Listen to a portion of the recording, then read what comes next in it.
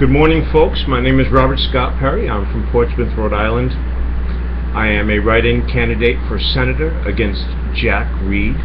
On November 4th, I would like you to write my name in, Robert Scott Perry, instead of Jack Reed. He writes his name John Reed for some reason on the ballot. So when you see John Reed, you must put Robert Scott Perry if you believe in the Constitution and the many subjects that I've brought up. The videos are on Robert Perry on YouTube. You can find out all you want. But today I'm talking to you because of a young woman by the name of Malalla Yousafzai. She won the Nobel Peace Prize. She is one of the most important human beings ever to live on this earth with us.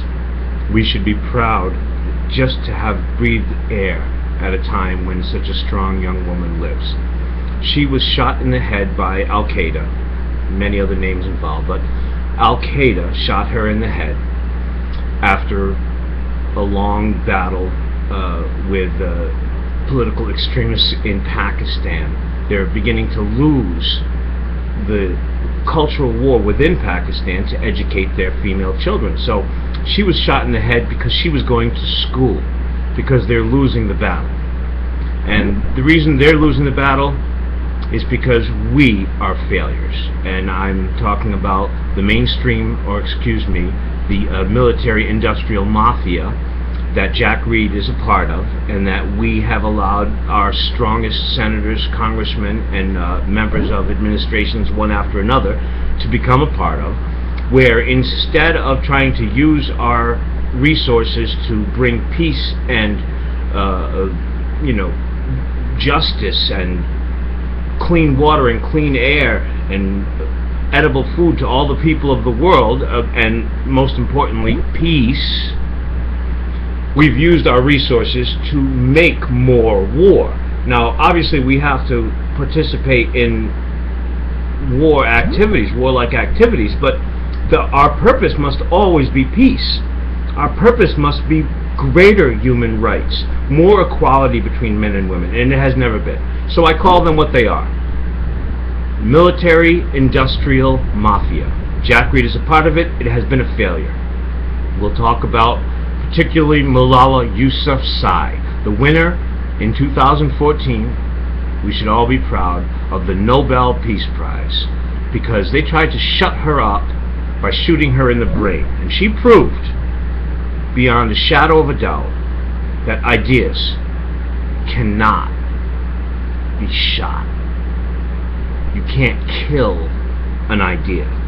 And this is what, and I'll go back to the beginning of me wanting to be your senator, George Bush, the less than educated president, who decided that he would fight a war of ideas, a war of beliefs with guns and bombs, and he failed.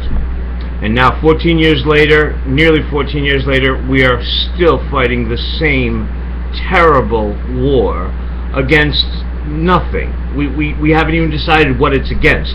We just have to fight. And because we have the right ideas somewhere in our brains, it's going to pop out, and the ideas are going to win after the bullet hits somebody. It's ridiculous. Look, a war of ideas can only be won with better ideas. We believe in our ideas. We believe in our culture. We believe in the equality of men and women and the equality of different races. These are the things that our military should be aspiring to spread across the world. And what Jack Reed has done, along with all his buddies, all the people that can be mentioned, you could talk all day about the people that have believed that we just bombed the hell out of them and we're going to win. Guess what? We bombed the hell out of everybody, and yet we haven't won. We have to stop bombing, and we have to spread ideas, education, opportunity. Malalla Yousafzai has proven, and she has said it directly, that you cannot kill an idea. That they might take her life, but they cannot take her resolve, her soul, her belief that women and men all have the right to a good life, an educated life, to the same kind of opportunity for existence. Malalla, you are a great woman, a great young woman. And I noticed the other day when you talked about receiving the Peace Prize that you said you were afraid of, like any other child, ghosts and dragons, but you weren't afraid of Al-Qaeda. You weren't afraid of the Taliban because you knew damn well that they could never take away from you what it was that you were fighting for when you went to school that day that they shot you. You were looking for an education. You were looking to expand your mind, to have equality with men in Pakistan. And you've gained that. And live or die, you know that you have struck a blow, the greatest blow perhaps, for women to be equal with men in Pakistan. That's what you're fighting for, Malalla. But as far as the dragons and the ghosts that you are afraid of, we need you. We need you to fight because there were dragons. They died, they rotted in the ground, and now we're spraying all the water that could make your life great there in Pakistan, Malalla, that could grow your rice and grow your food and feed your animals and feed you. Okay, we're taking that clean water and we're spraying it down to where those dragons are buried. They were called dinosaurs. And we're bringing up the leftovers, okay, the rotted bodies of those dinosaurs. And in that rotten dinosaur bone is this ghost, a ghost that you should be afraid of, a ghost called carbon. And if we don't stop it, Malalla, the children who you have to explain this to, and you're going to have to tell them eventually, pretty much the story I just told you, about how there were dragons, they died, and that now we're spraying water down there and we're bringing alive their ghosts, and their ghost is going to kill the world. Their ghost is killing everyone. Mothers, fathers, children, everyone. Carbon is the killer ghost. The dragons are gone, Malalla, but the ghost of carbon still hovers over our head. And please, Malalla, I congratulate you. I believe in you and in your cause at bringing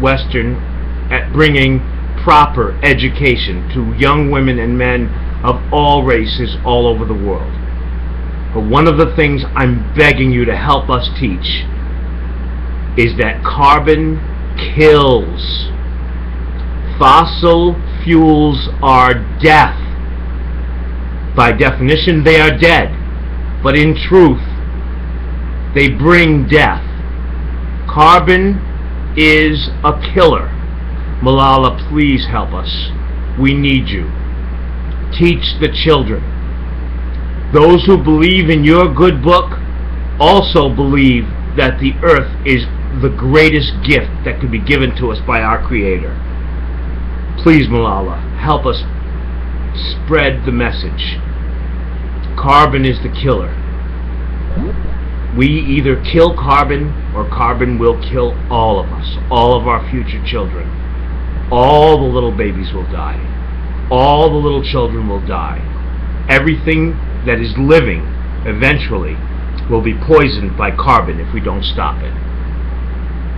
Truth is, carbon will kill human beings first. So we really don't have a choice here. We have to stop carbon. Please help us, Malalla.